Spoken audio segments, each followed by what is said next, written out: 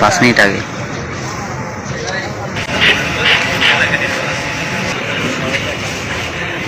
গতকাল রাতে সেনাবাহিনীর সহায়তায় আমরা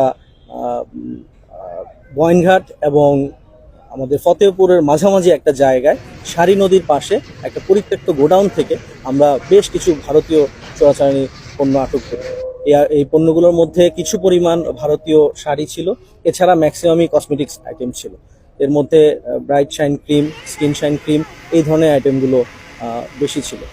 আমরা গোয়েন্দা তথ্যের ভিত্তিতে এই চোরাচালানি পণ্যগুলো কোন রুটে যাচ্ছে এগুলো ফলো করার চেষ্টা করি। তারপরে মাঝে এক পর্যায়ে আমরা এটা ট্র্যাক হারিয়ে ফেলি। এটা বেশ কিছুদিন ধরে আমরা চেষ্টা করছিলাম।